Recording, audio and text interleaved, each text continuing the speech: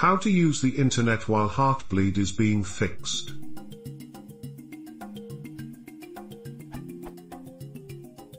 There are many websites who are not currently vulnerable, but I have no idea if they were vulnerable a few days ago.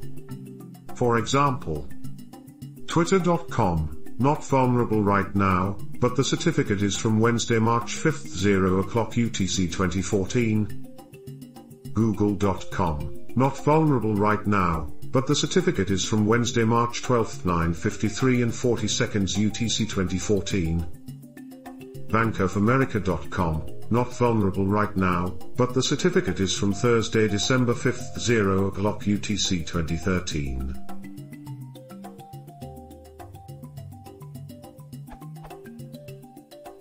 What do I do? Not use these until they reissue. How do I know that they reissue the certificate with fresh keys?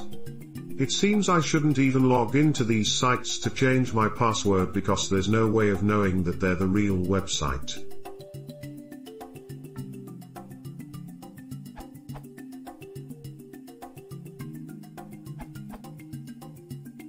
Updates April 11, 2014. Cloudflare set up a challenge to verify that private key extraction was in fact possible. It has been done with around 100,000 requests, and it verifies the fears. It's no longer theoretical, but proven. You can go here to read about it. Also, Bloomberg has reported that the NSA have known about this exploit for at least 2 years. This makes sense as the NSA has the resources to hire analysts whose sole job is to find exploits in software such as this. Now that we know that the US government has been exploiting it for so long, the probability that other states have known and exploited it is significant.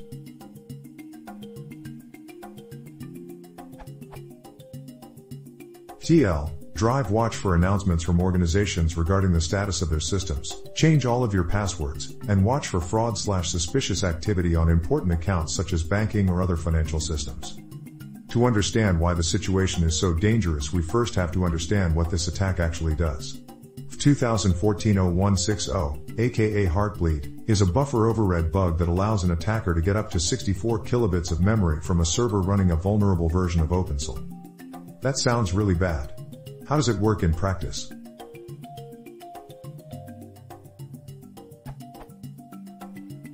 You're right, it's a serious flaw, but we'll get back to that a little later. Right now let's talk about why the exploit works.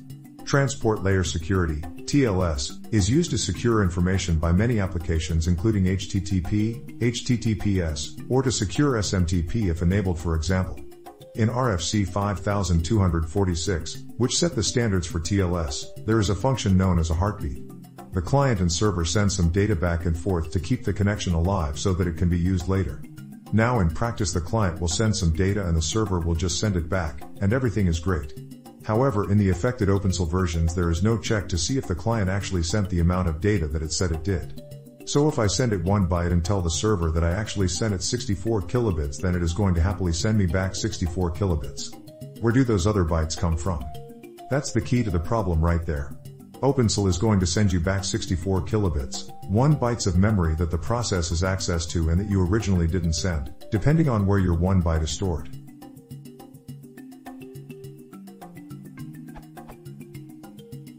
These extra bytes from memory are the problem as they can contain valuable information such as private key material superscript 1 and information that the server is decrypting to use. Examples of this would be passwords, credit card information, and/or PINs.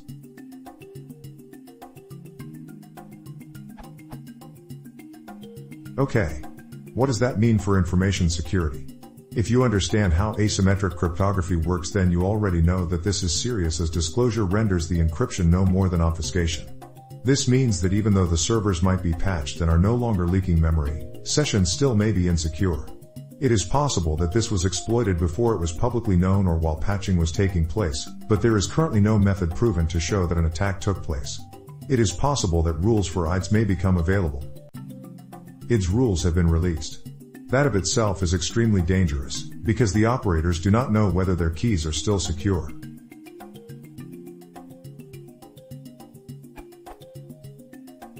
We are forced to assume that the keys have been leaked, meaning that it is possible that everything you send across the wire can be decrypted by a third party.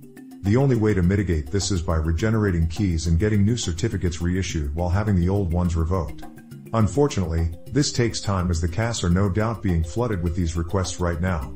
Still, this leaves the possibility for a man-in-the-middle attack, or other phishing opportunities. When will it be safe? Knowing when it will be safe is a tough question. Some things I would suggest watching for are public announcements explaining that the bug has been patched in their environments or that they were never vulnerable, because they never used the affected versions. When they have announced that they had upgraded to a new version of the OpenSL, I would ensure that they are using a new certificate signed after the date of public release of the exploit, which was April 7, 2014.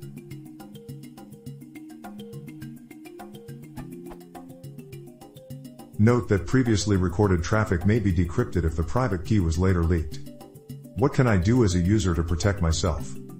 For the next few days, if you can avoid using critical sites such as online banking or online medical chart access, I would suggest you to do so. If you must do so, understand that your session is potentially at risk and be prepared to accept the consequences of that. Also, after organizations announce that they are no longer vulnerable, you should change your password. Using a password manager can help. You should also get ready to change or monitor any other information that you use, such as bank details or credit card numbers. Special notice to activists.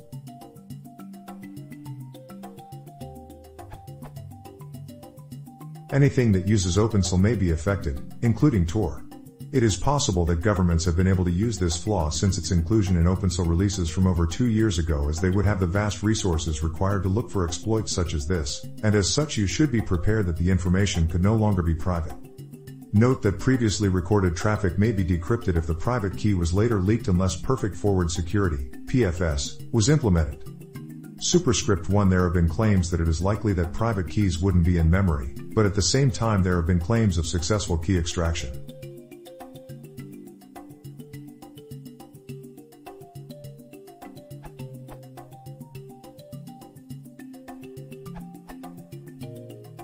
The risk posed by this vulnerability is being overhyped. I say this because there is zero evidence that this vulnerability was known or exploited prior to its publication by researchers 2 days ago. Let me be clear, it is urgent that vulnerable websites, particularly those transacting sensitive data across the internet, be patched. It is equally urgent that signatures for the attack be loaded into IDs and malware protection tools. Inside it, we should respond to this vulnerability with the highest priority. Having said that, I do not feel that the level of risk associated with this vulnerability by the public press is justified. What should individuals do to protect themselves? Don't use sites that are running vulnerable versions of Opens.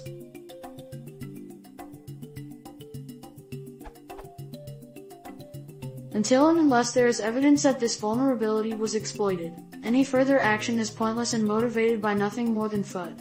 You disagree? Consider the many vulnerabilities released each month or quarter that allow arbitrary code execution.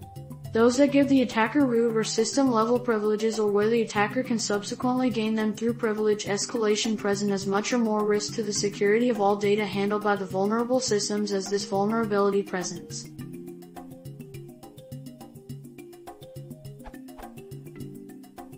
In many cases, these vulnerabilities are discovered by the software vendor or researchers who inform the vendor. The vendor produces a patch and releases it to the market without publication of the vulnerability details. In some cases, the details are published and exploits are published by the security community for use in testing tools. We don't react to these many vulnerabilities by saying all our secrets may have been exposed. If there is evidence of exploitation, we must react to that appropriately. I see great risk in the overreaction of the researchers who announced this vulnerability and in the press who have amplified the researchers' loose talk. They are crying wolf. El Viejo.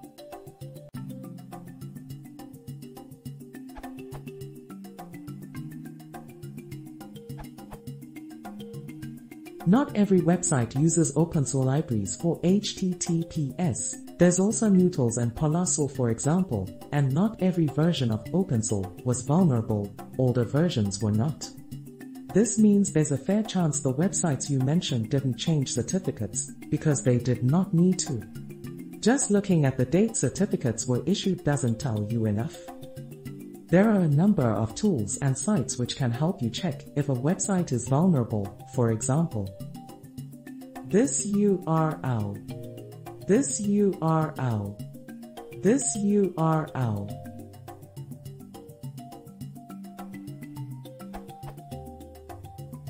Unfortunately, as you already stated, this does not tell you if they were. I'm afraid the key issue here is trust. There's no objective way to verify which SSL libraries they use and used without inside information.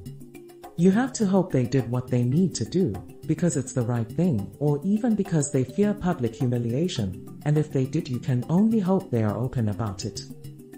Of course, you could always ask these websites if they were affected. I've seen a number of websites issuing public statements about this. Asking publicly using social media like Twitter or Facebook often works. So the best advice I can give is a piece of general advice. Be careful what you leave behind on the internet, and which websites you trust with your personal information.